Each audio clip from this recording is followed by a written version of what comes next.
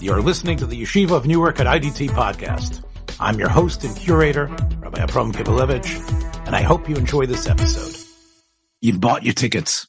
The ushers are about to open the doors. Yes, the Projectionist has Semicha is about to start. But first, if you own a retail business and accept credit cards, your customers are getting points, miles, and all sorts of rewards every time they use their card. And you're paying the price. That's why NRS Pay, a product of National Retail Solutions, a division of the IDT Corporation, offers its cash discount program FeeBuster. You can start accepting credit cards for free. If your business processes over $18,000 a month, you pay no monthly fee and $0 out of your pocket for transaction.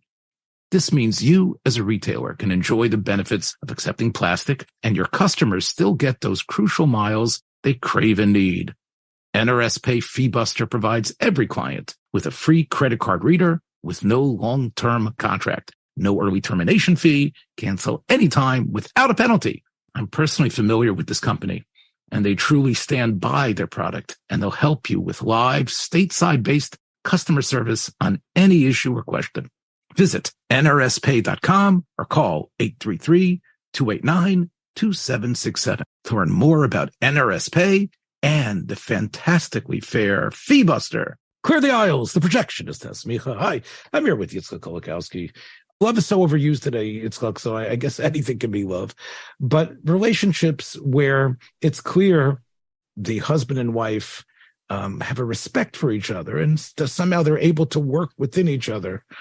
They're able to, they can even have children, raise them, have hopes for them, but not necessarily share anything passionate and intense. And of course, we call this perhaps a loveless marriage, a marriage of convenience. There are two films that I want to highlight where that theme is prominent. The first one is Christopher Strong. It's a film from 1933, just right before the Hays Code kicks in. It was directed by someone that we've highlighted here before. You might remember Dorothy Arzner, the openly lesbian female director who made the film that I recommended before, Merrily We Go to Hell, with Frederick March. This is a film that I consider a really superior film to that. It was Katharine Hepburn's really first important starring role. The film is really about her, even though she is not Christopher Strong. She has a name also very evocative, Cynthia Darrington. And basically, Christopher Strong is played by someone that you know well, of course, Yitzchak, the original Dr. Frankenstein, Colin Clive. In this film, Colin Clive, with a little mustache, is Christopher Strong, the title character. And he is an oddity. He's someone who has never had an affair. Now, the film starts in a similar vein to the classic screwball comedy, My Man Godfrey. The idle rich are having a treasure hunt, a scavenger hunt, as it's called, to find strange items. Well, one of the things that they were trying to find here was a man married 5 years or more that was faithful to his wife, and a unmarried girl past 20 who's never had a love affair, meaning a virgin.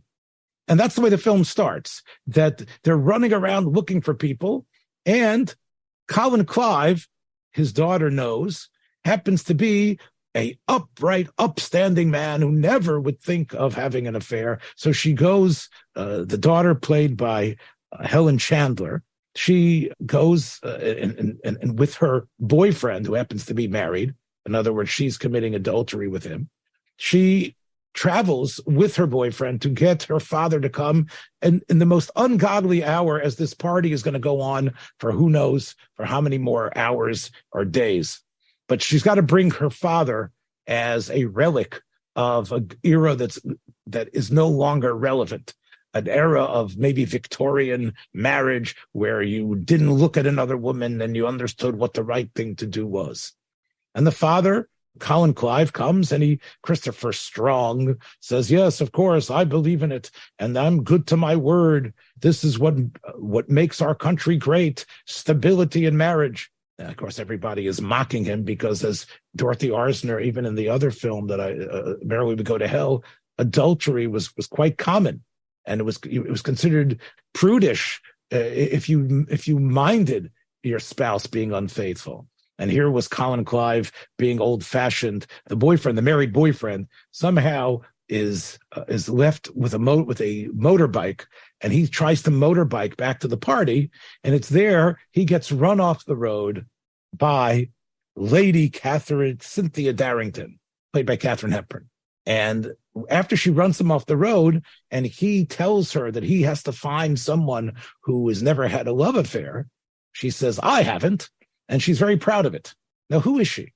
She is she has royalty, as does Christopher Strong. They're both on the upper crust of the English gentry. They have titles.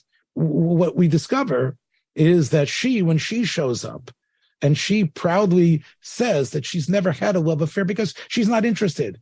She cares about something else.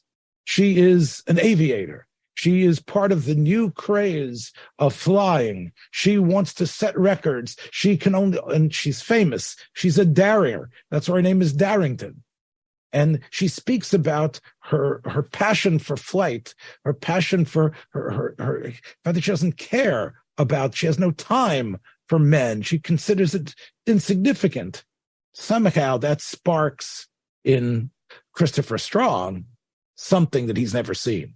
The type of panache, that type of energy, the fact of things that she was able to do. And incredibly, instead of going home to be with his wife that he stolidly stands with, and she's played by Billy Burke. Most people know Billy Burke, of course, as Glinda, the Good Witch. And incredibly, even after giving this speech and berating his daughter for engaging in an adulterous affair, he goes with Cynthia on an airplane jaunt. They just fly up in the air and just enjoy themselves in some sort of flight, because he's never done that before. And he's never been in such a small craft or in any craft.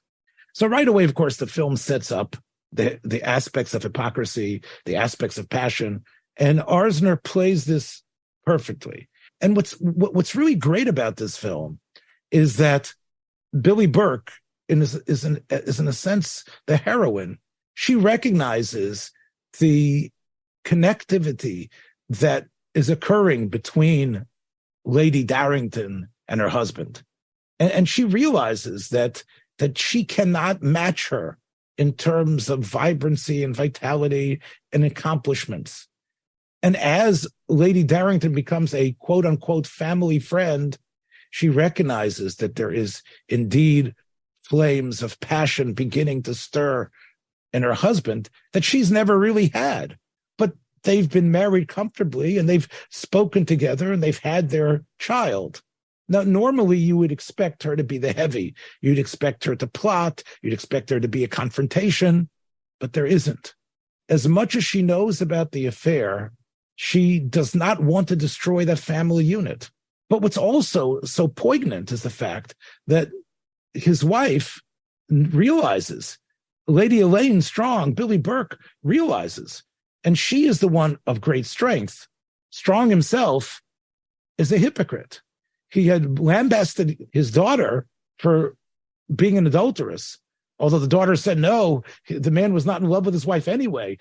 I just stepped in. He anyway hates her and wants to divorce her. And here he was, and he was extremely open, and he didn't blame himself one whit, because he believed he was getting something here that he couldn't get anywhere else. And yet, if you would ask him whether he cared and loved for his wife, he did. So this is a film where, it isn't, I hate my wife and I just want to be with you. His wife is clearly a mother, a person of propriety. He doesn't want to divorce her. So this relationship ensues. This relationship abides. Now, again, in this film, there is spoilers ahead now, so you can skip the next 2 or 3 minutes. What happens is, from that night of passion, Lady Darrington becomes pregnant. And it turns out that her pregnancy coincides with the pregnancy of Sir Christopher Strong's daughter. Christopher Strong's daughter has, because of Lady Darrington's advice, she has stayed, and she will stay with this man till he gets his divorce. She'll hold true to him, and eventually they get married, and she's now truly happy, the daughter. And the daughter wants to announce to the world that she has a baby, and it's at the same moment that she realizes that she's pregnant, and she would like to tell him, and that's the reason why she doesn't want to. The doctors have told her she can't endanger her child by trying to set the altitude record. But Billy Burke has a conversation with her, and it's the most nuanced conversation. She talks to her at a dinner party and thanks her for being open-minded and supporting her daughter when she didn't. That although her daughter was in an adulterous relationship, she was after love. And Cynthia understood how important love is and how happiness is embedded with love. And she thanks her for being the mother she couldn't be, but she also thanks her for giving back her daughter to her. And she, in a way, although in a quiet, mousy voice, she indicates that she is still the mother. And there is something here that she should not destroy, that there is a relationship, and now there's going to be a third generation. And that sends her a message that makes it impossible for Lady Cynthia to tell Christopher Strong that she's carrying his child. And instead, she decides to do what tragic heroines always do. She's going to try to beat the altitude record. And there is a wonderful scene at the end of the film, and the special effects there, I think you would appreciate as being way ahead of their time, because her mechanic tells her that she needs to keep the oxygen mask on and don't take it off. And yet, as she's flying up, and you can see the altimeter indicating how high she's flying, Arzner fills the screen with flashback moments of her relationship with Christopher Strong and what Billy Burke, the wife, had said. And in a moment of self-sacrifice, she rips off the oxygen mask and allows herself to really, in a way, succumb. And the plane, therefore, as she becomes unconscious, the plane, therefore, careens into the ground and crashes. There's great costuming here. Katharine Hepburn goes to a costume ball dressed like a gypsy moth with antennas and wings, indicating her power of flight and what she's attracted to. There's a lot of imagery. There's a lot of what to chew over here. And this is the type of film, last week, Yitzchak, you talked about ambiguity. At the end of this film, they build a statue to her for her accomplishment. And yet, as Dorothy Arzner seemed to be saying, that this was a world where women were imprisoned, where there wasn't much of a choice for them. They would have to suffer, as Billy Burke's character did. Or when they realized that the men seemed to have it, it seemed to be a one-way street, with the men having right of way completely. So this is a film that I think really has been overlooked. It could be considered one of the first great feminine tracts. And again, if you want to see Billy Burke in a subtle, very strong performance, I mentioned before Sergeant Rutledge, which was the last film I think she made, and there she really plays over the top. And in Wizard of Oz, she is sort of like a prop. In this film, I think she reflects an aspect of a real aspect of womanhood, along with Katharine Hepburn, who I think really came into her own here. I talked about her other film. We mentioned Spitfire before. She had a film, of course, with Spitfire, which I recommended a couple of years ago. I think some of Kate's early work really stands the test of time, whether it's Little Women. I mentioned Holiday, of course, that she played with Cary Grant. You really see Katharine Hepburn, a very special, unique, sort of, again, not a classic beauty, but, her line readings and her humor, it really is something.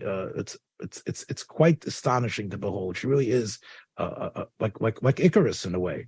In these films in the 30s, you can see her power. This is different than The Blue Angel, which of course is a classic film that I'm sure you've seen. Sure. Yes. So The Blue Angel which is an incredible. I think it's Eric von Stroheim was the director. That film is a tragedy because there you see similarly the professor who was such a noble character, but he can't help but be drawn by the temptress of the flesh that is Marlene Dietrich. And that really shows you that's similar to the Talmudic passage of the Chassid who felt he was beyond any sort of being tempted. I think Christopher Strong is interesting because Cynthia Darrington is not just a temptress. She is a fully realized, idiosyncratic, powerful person. And she doesn't need men. She doesn't think she wants men. But there's something about the attention that she's getting from Christopher, from Clive's character, that somehow cracks her shell. But I think that the reason why she can go up in that plane is because of her other aspect. The Marlene Dietrich character in the Blue Angel is basically a demonic force, right? In other words, this is what I do. I ruin people. I'm a woman, and I ruin people. That's what women do. I think this film, it's more balanced. It's not as much of a open morality play as that Yerushalmi and as the Blue Angel. So it really, you sort of wonder, is Katharine Hepburn an evil person? Is this an evil thing that's happening? Should we consider it evil when he's in a loveless marriage? So I think that's part of really the question that really overflows into this other film, the film that I did not want to see because I thought it was, when I heard about it, it's about, what is this, like Father of the Bride? It's called The Catered Affair. It was filmed in 1956 by Richard Brooks. I love Richard Brooks as Elmer Gantry. I've talked about it and praised it on this platform. Richard Brooks was a very talented director. But this film, it never appealed to me because I figured, okay, I want to see a movie about making a wedding, like with Debbie Reynolds. Plus, the two leads seem to be, and I said this to you earlier today, and you agreed with me, could you ever think of two more mismatched leads than Bette Davis and Ernest Borgnine? Like if you think, we talk about Katharine Hepburn's line readings, the second diva-like actress after Katharine Hepburn was, of course, Bette Davis. Seems almost like something that would happen in real life. Sometimes you see these mismatched couples and you wonder how they get together, Right. What's interesting, though, is Bette Davis, who had just a couple of years earlier made a film called All About Eve, where she played the very glamorous Margot Channing. In this film, only made about 5 years later, Bette Davis, used fat makeup.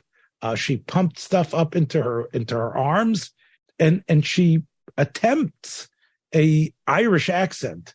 It's not exactly, she isn't exactly Meryl Streep in her ability to adapt to or Nicole Kidman even, in terms of being able to speak any sort of dialect in any sort of way. She still sounds like Bette Davis.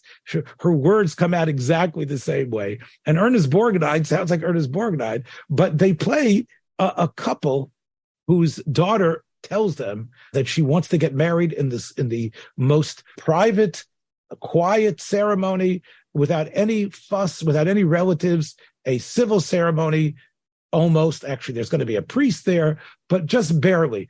The actress who plays their daughter is Debbie Reynolds. I, of course, recommended on this platform one of Debbie Reynolds' first films, Singing in the Rain. And I mentioned what I thought was Debbie Reynolds' weakness in that film, but here she shines. She really does a very fine job. And I think I related to this, I don't know if you would, Yitzchak, as a family that never had much, like a middle, and that's really why this is a very interesting film.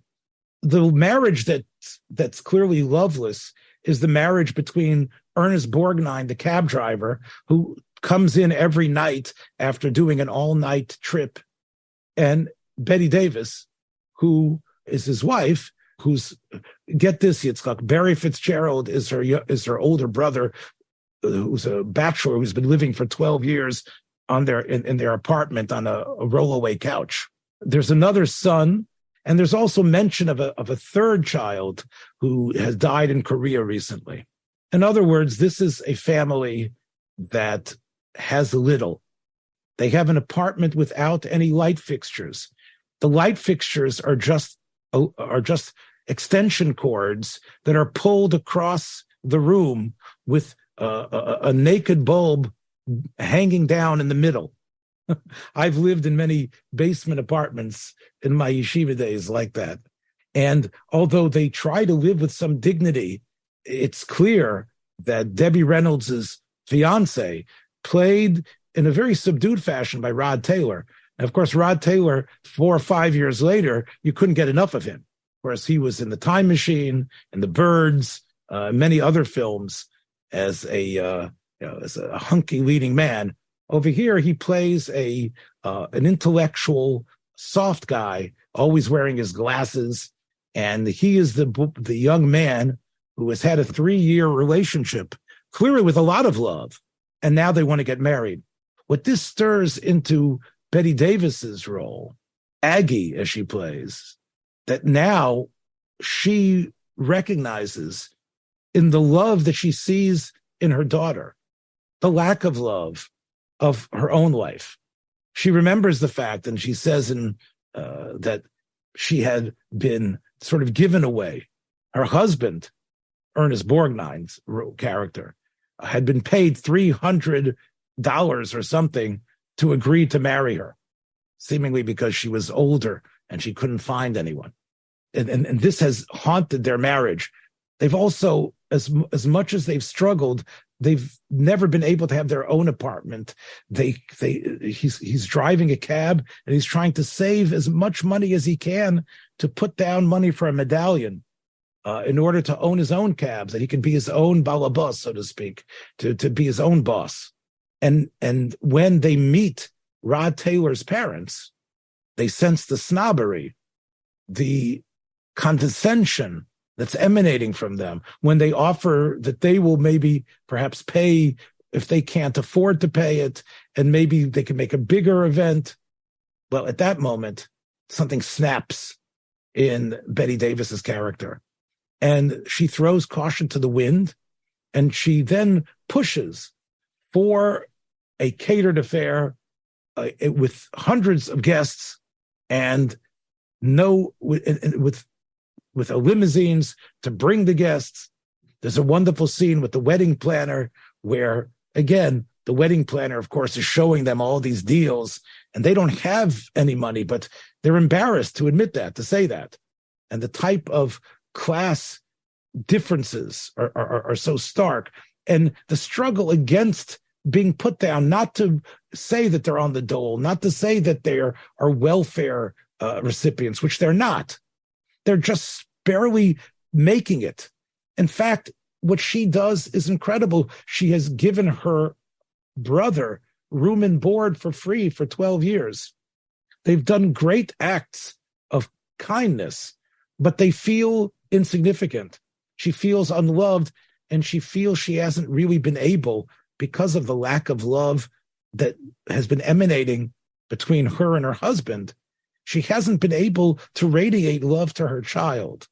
This is what she blames herself. And there are a number of conversations where she's trying to have the mother and daughter talk that one needs to have. And everything she says about marriage is, it's going to be tough. It's not going to be a bed of roses. It's going to be hard. But you know what? I want to give you a beautiful wedding so you'll have something good to remember after everything gets hard, after everything becomes difficult, after you're going to have to suffer. And she, in a way, is downloading, distilling the pain and hurt of her life into this wedding plan. And that's why this screenplay by Patty Chayefsky is so brilliant. It was a Goodyear Theater hour presentation in 1955, just like Marty had been, also written by Patty Chayefsky, and also starring Ernest Borgnine. And when Hollywood wanted, and that's what they were doing, Yitzchak, in that time, and just like now, Hollywood looks to the successful comic book franchises in order to use CGI effects to make blockbusters. in the 1950s, when Hollywood was looking to expand, as we talked about when we talked about the Rod Serling teleplay Patterns, they did the same thing here. Marty became a film, which was Ernest Borgnine wins the Academy Award, and they felt that they can do the same thing with The Catered Affair. Most critics dismiss this film. They consider it just a strange oddity in Bette Davis's life. I give her an A for effort, and eventually you sort of forget that it's Bette Davis. It's hard to forget because, despite the makeup and the dowdiness, it's hard to forget. Ernie has his scene, and it's like we've talked about this off pod. Ernest Borgnine, from the time he sort of exploded into Hollywood's theaters in the 1950s as an actor who could carry a film like in Marty, he worked almost continuously till his mid-90s. Now, the truth is, after the 1950s, he pretty much played secondary roles during the 1960s, despite the very popular sitcom, McHale's Navy, which made a star not out of Ernest Borgnine, who already had his laurels, but out of Tim Conway. Tim Conway was recognized as a major comedic talent because of McHale's Navy, but McHale's Navy would never have been made and would never really been able to be carried without Ernest Borgnine's quote-unquote star power. But after McHale's Navy was canceled, he appeared in a number of different roles, usually Emperor of the North. And I mentioned to you before a film I was very surprised you hadn't seen, considering your penchant for monster films, which of course is Willard, the story of a psycho child who becomes obsessed with rats. And I think if you take a look on some of the internet lists, you'll talk about some of the most ghoulish deaths of any character, and Ernie gets his in there. Of course, he was in the Wild. Of course, he was in the Wild Bunch and the Peck and Paw violent feast.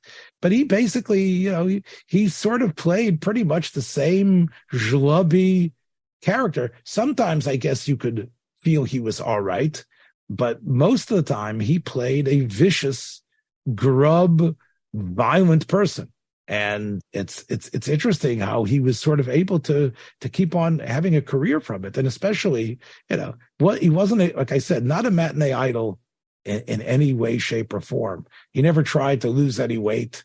And yet having him in a film usually meant you were going to get a pretty damn good performance from him.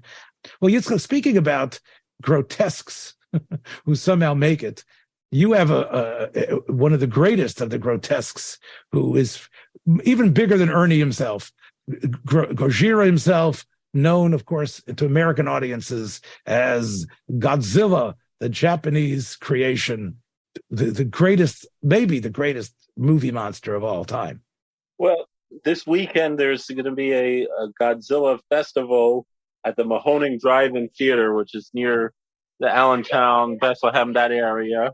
And it's going to start Thursday night, and I'm planning to go Mirz Hashem Thursday night with my mishpacha to go see the first movie that they're showing there in 35 millimeter film, which was the first Godzilla movie that I had ever seen, and I think that a lot of Americans had seen, and very different than the original classic film.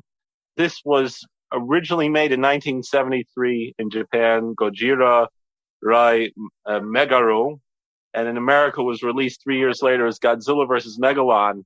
The New York Times review noted how the dragon became St. George, that this was really the film that really solidified Godzilla not as the monster, but rather as a superhero. And this was really a children's film, again, much, much different than, of course, the first Godzilla movie, which is a very dark, serious, and very well-made film. This was just more of, a kiddie movie. This was the first one where Godzilla was not played by someone who I did also get to meet.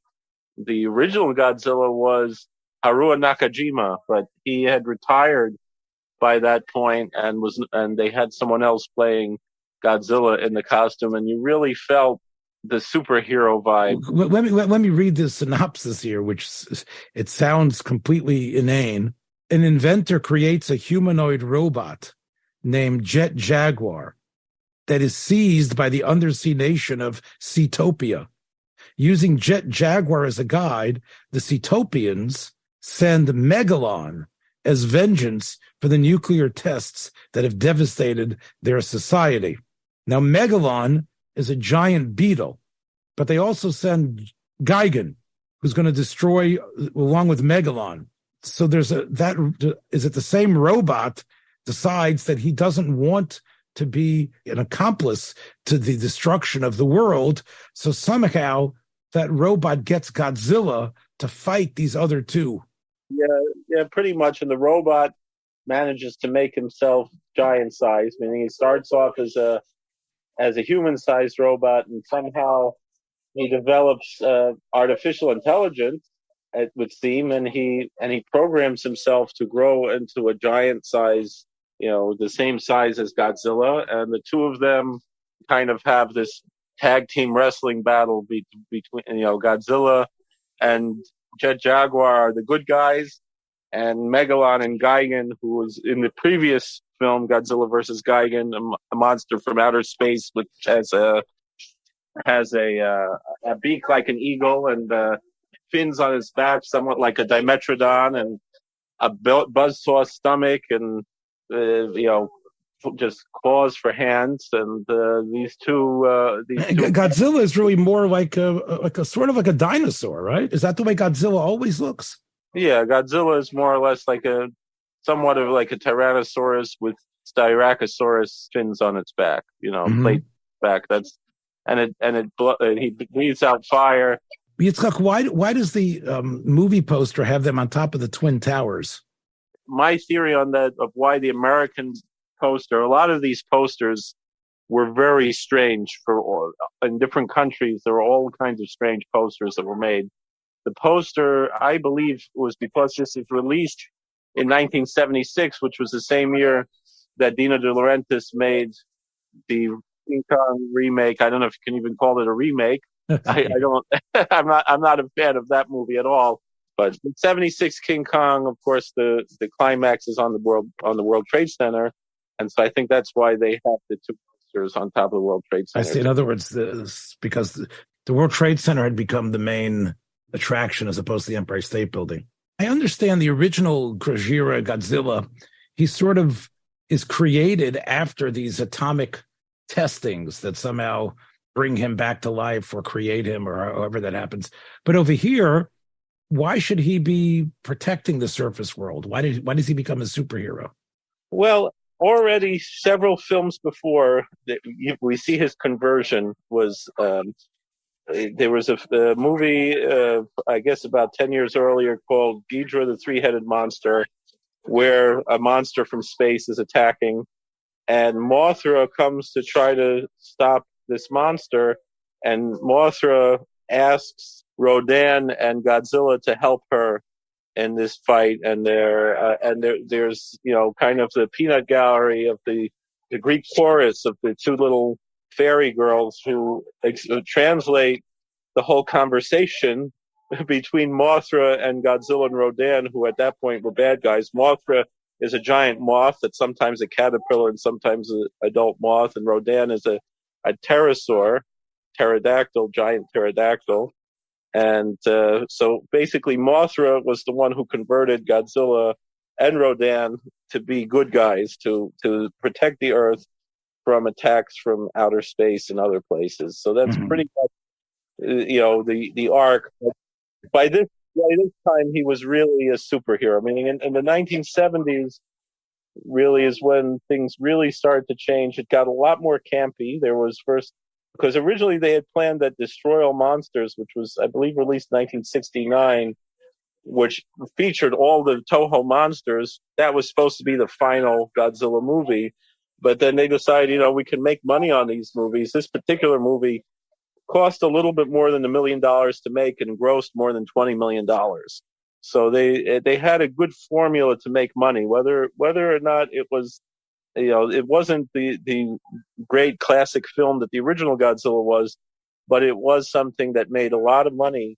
Look, someone who is not into the whole pantheon of these monsters and knows their backstory, can they enjoy this film?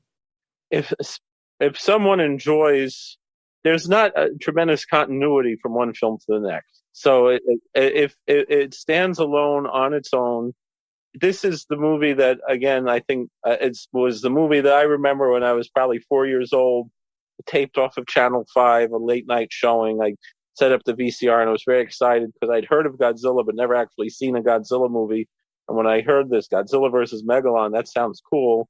And I remember having that tape as a child, that I had taped off of television. And then this episode was featured on Mystery Science Theater 3000 and actually was in the opening credits.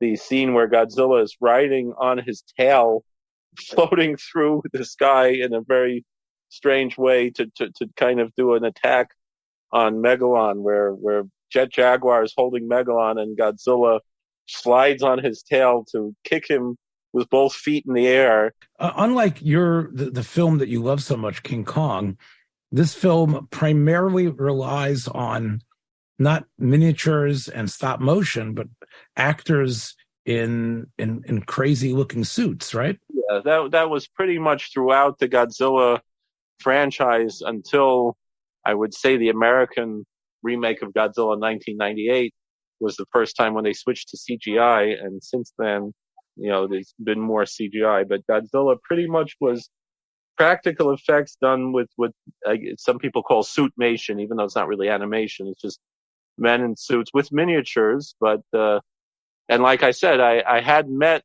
the man. I have his autograph. He passed away a few years ago. The one who did play Godzilla, the original in 1954, until the one just the year before in 1972. So this film, if I can be so bold, it really is a touchstone for you. It takes you back to your toddlerhood when you were just becoming this freakazoid geek movie lover, and therefore you hold it dear to yourself. This is your childhood. This film, the fact that it still exists, is sort of a vindication for your, I guess, your obsession and connection to film.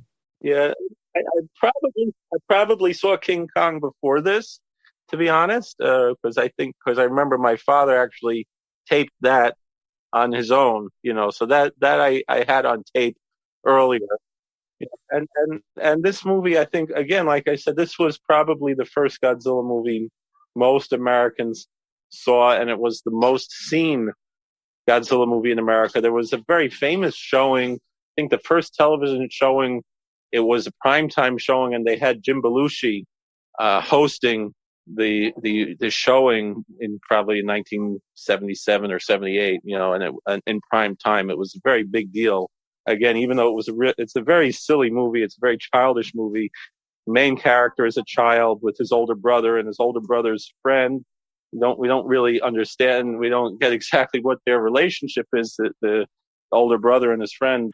Again, we've talked in the past why the Japanese felt, connected this. I mean, the Japanese filmmaking in the 1950s, if you have Kurosawa and others, and then you have Godzilla, there's so much out of a defeated nation, a nation rebuilding itself, a nation with a proud history.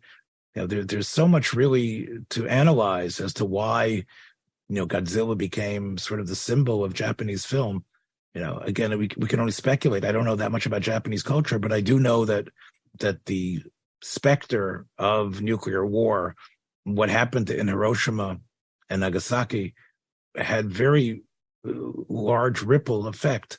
And the world that Godzilla strode into was definitely a world that had been changed and altered. And, Japan itself was reforming itself into something. And it's interesting. I think by the 70s and 80s, Japan itself became sort of like a Godzilla.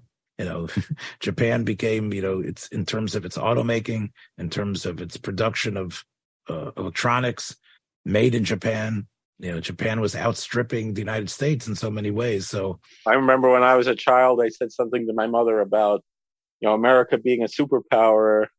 And my mother said, no, Japan is a superpower now. That was the way Americans looked at Japan, how things turned around. And that's also, in a certain way, it's a tribute to America that it shows how ready we are to forget about how they attacked. Well, definitely. Well, not only were we compassionate in helping them rebuild, but we bought all their products and we imported Godzilla and other things. And they show you can plant within your children as we approach the anniversary of the Declaration of Independence on July 4th. You can plant in them, good old American values like watching a Japanese movie and liking it. Everybody, watch your step on the way out. Yitzchak, enjoy the drive-in. Take care, everybody. Be well. Thanks for joining us for another episode from the Yeshiva of Newark at IDT Podcast. Be sure to subscribe on your favorite podcast app so you don't miss a single episode.